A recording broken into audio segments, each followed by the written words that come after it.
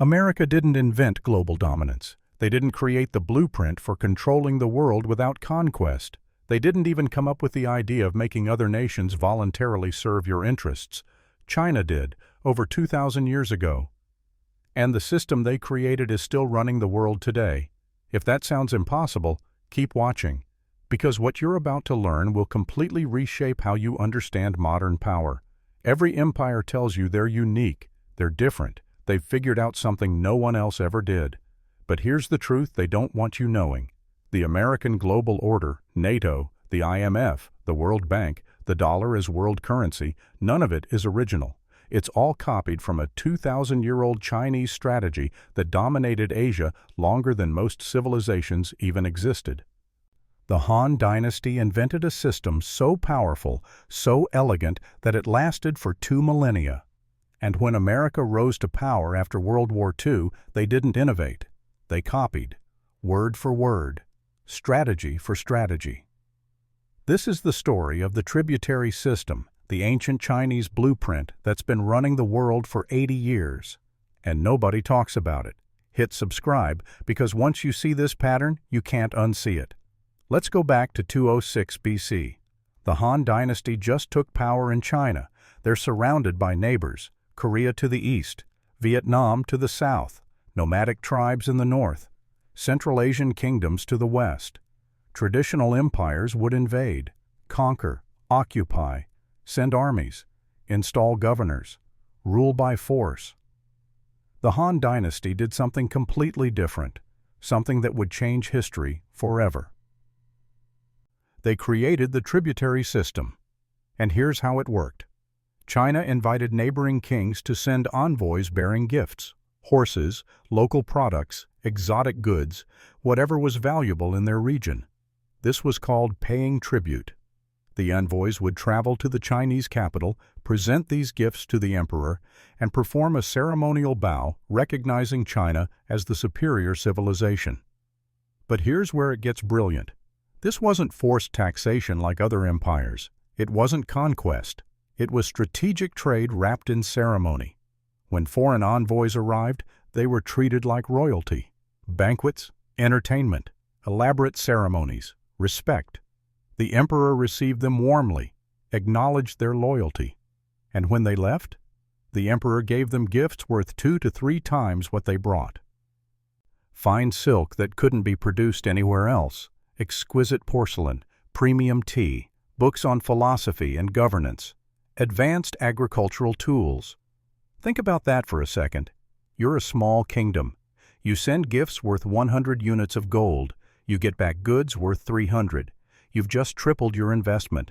Why wouldn't you send envoys again next year and the year after that? It's the best trade deal you've ever made. You're not being conquered. You're profiting. But here's the catch. You're also becoming dependent.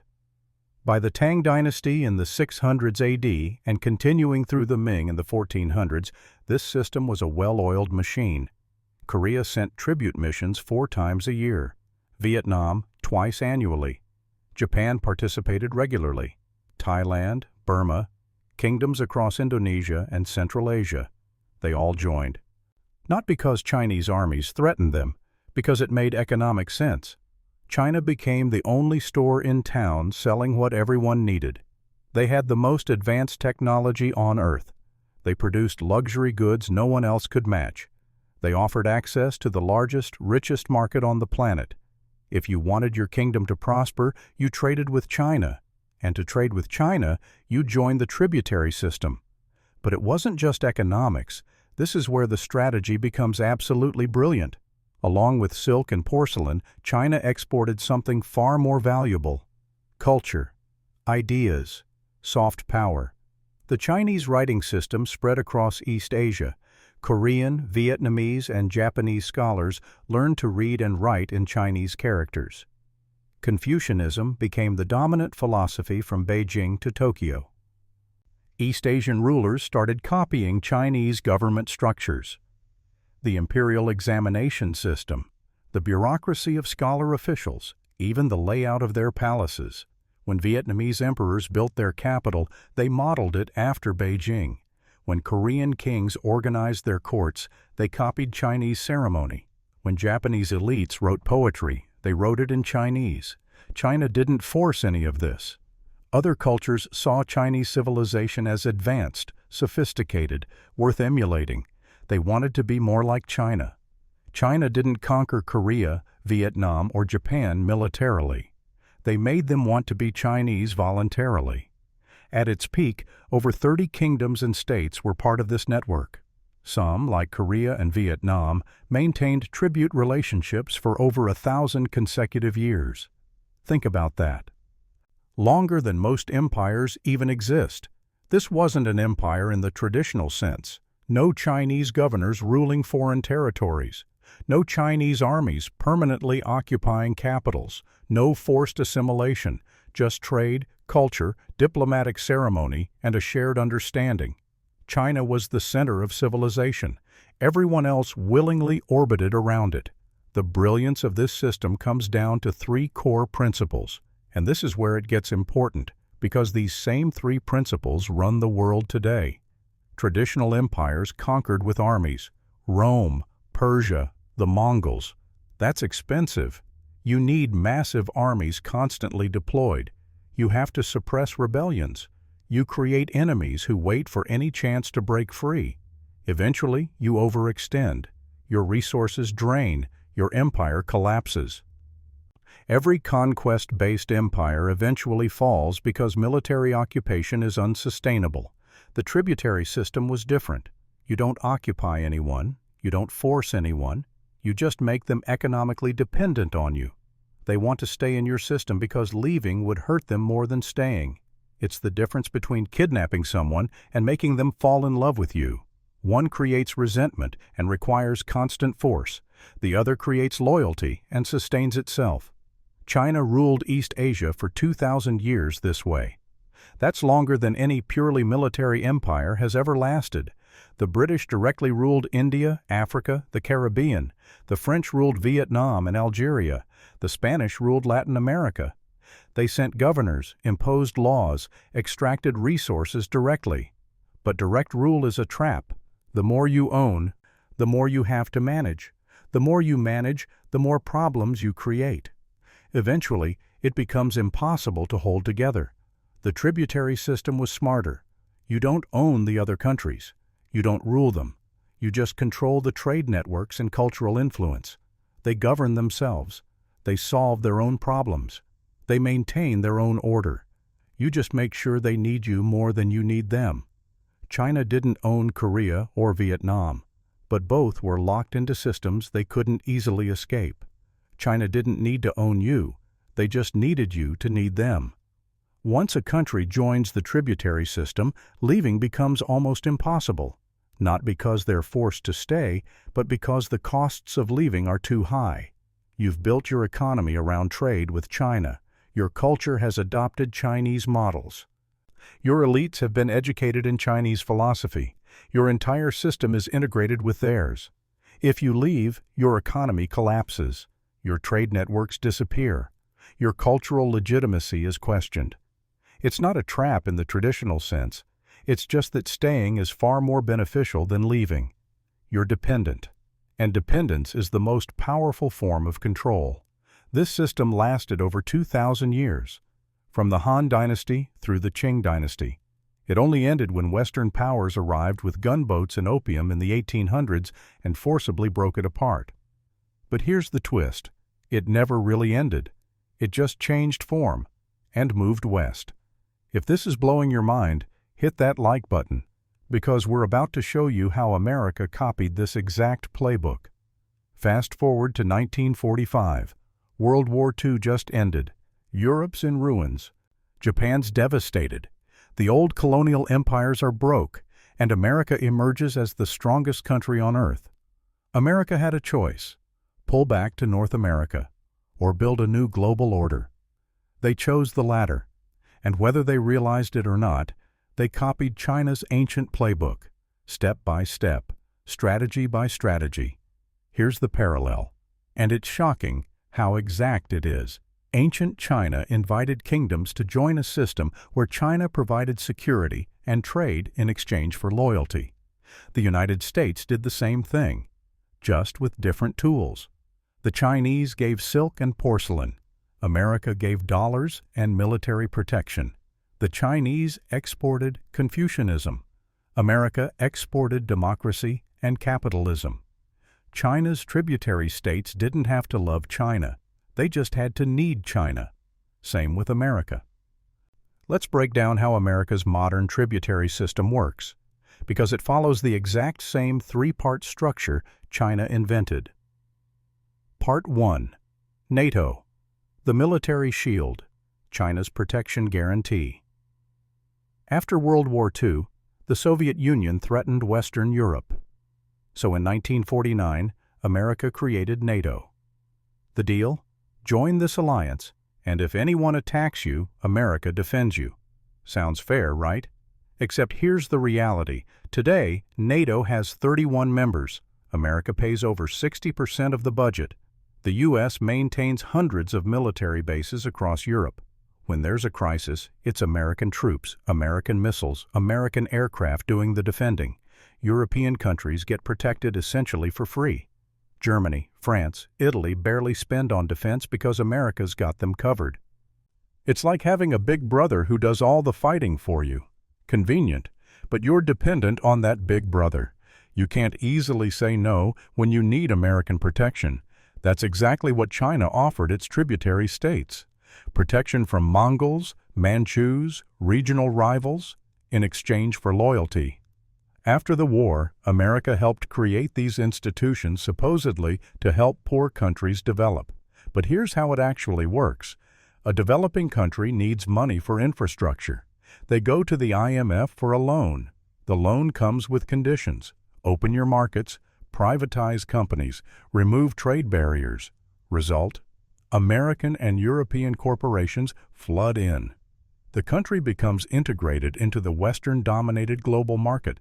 They get development, yes, but they also become economically dependent.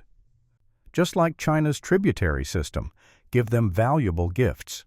Make them dependent on trade with you. Once they're in, they can't leave.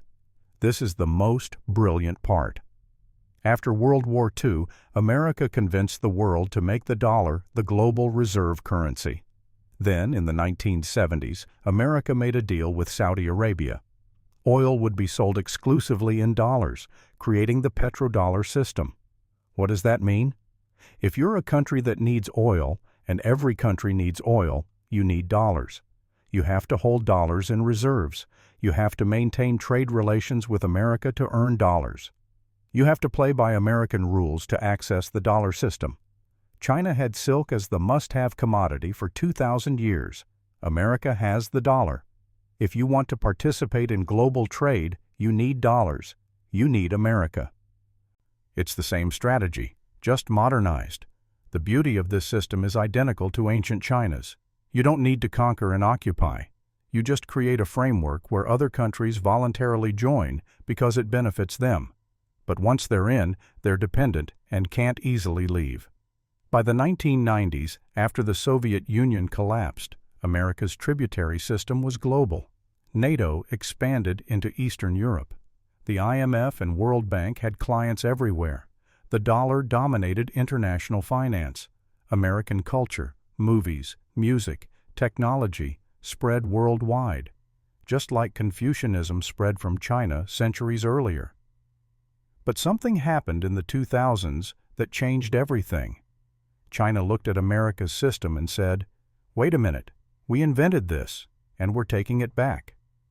For decades after the Communist Revolution, China was poor and isolated, but by the early 2000s, China's economy was exploding.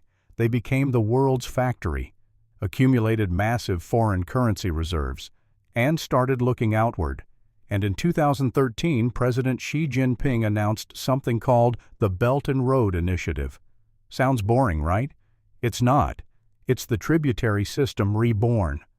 The ancient strategy resurrected for the 21st century. Here's what Belt and Road actually is.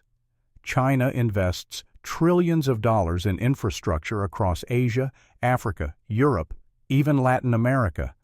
They build ports in Pakistan and Sri Lanka, high-speed railways in Kenya and Laos, power plants in Serbia, highways across Central Asia.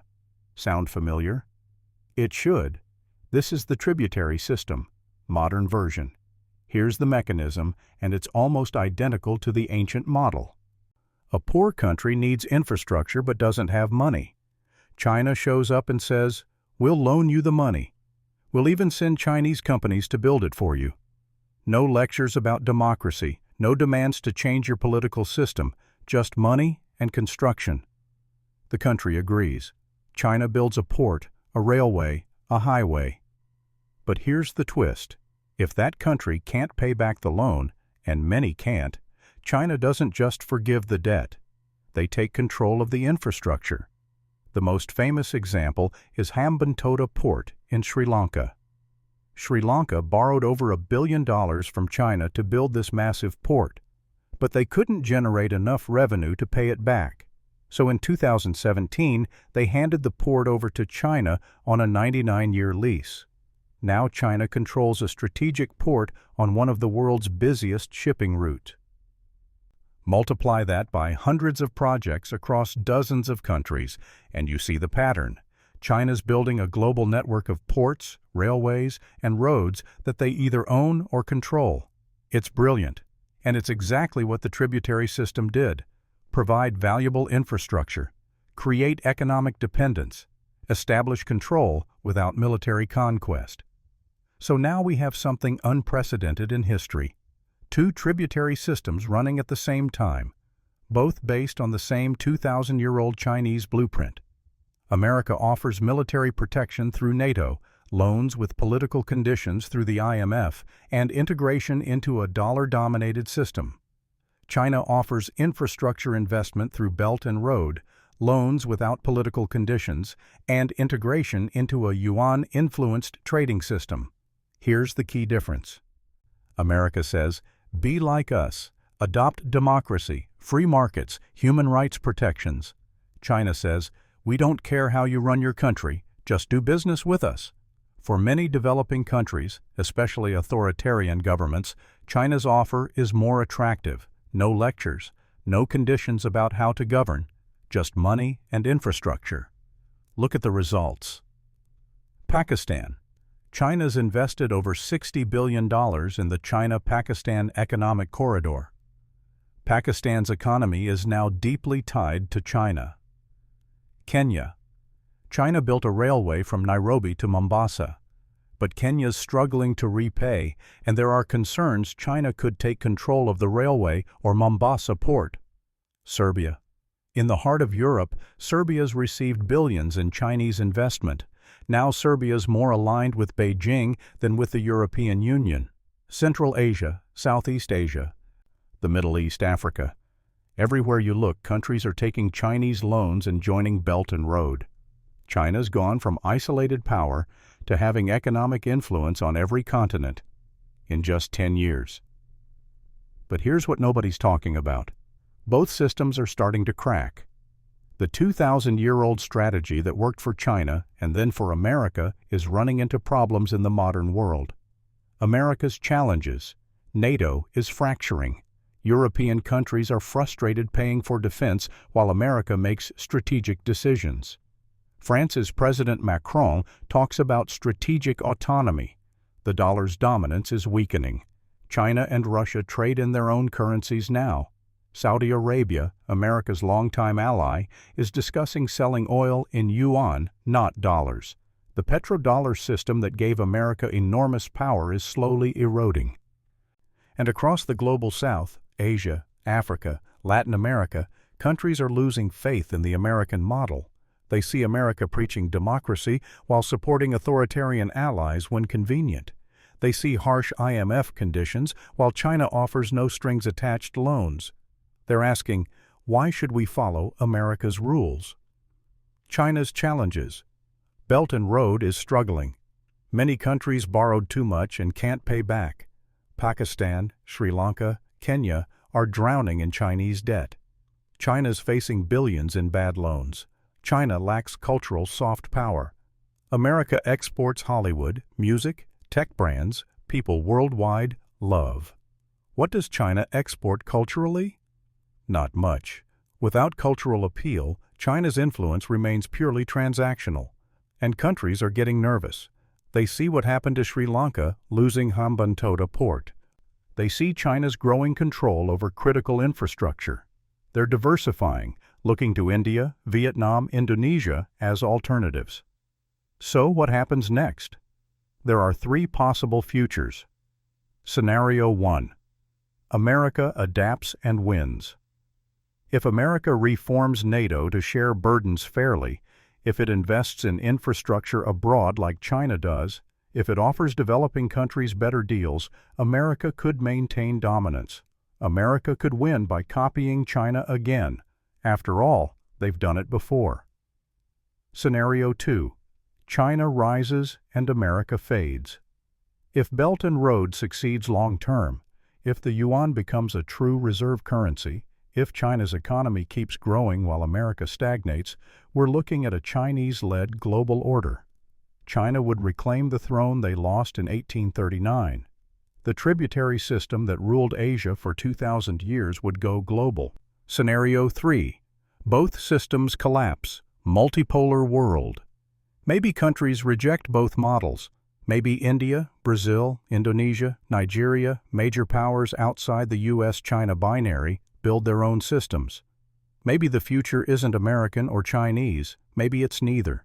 Regional blocs could form. Africa could integrate economically and reduce dependence on both superpowers. Southeast Asia could balance between China, India, and America without committing fully to any. South America could finally break free from both influences. Maybe the age of tributary systems is ending. Maybe countries don't want to be anyone's tributary anymore. Here's what we know for certain. For 2,000 years, China's tributary system worked because smaller countries needed protection and trade. For 80 years, America's system worked for the same reason. But the world is changing. Technology is decentralizing power. Regional powers are rising. And maybe, just maybe, countries are realizing they don't need a single superpower to survive. The tributary system, whether Chinese or American, depends on one thing: smaller countries believing they can't make it alone. But what happens when they stop believing that? What happens when the 2,000-year-old strategy finally becomes obsolete? Because here's the ultimate irony. America didn't invent global dominance. China did 2,000 years ago. America just copied it. And now China's copying America, copying them. It's a strategy so old, it might finally be dying. And when it does, the entire global order comes with it.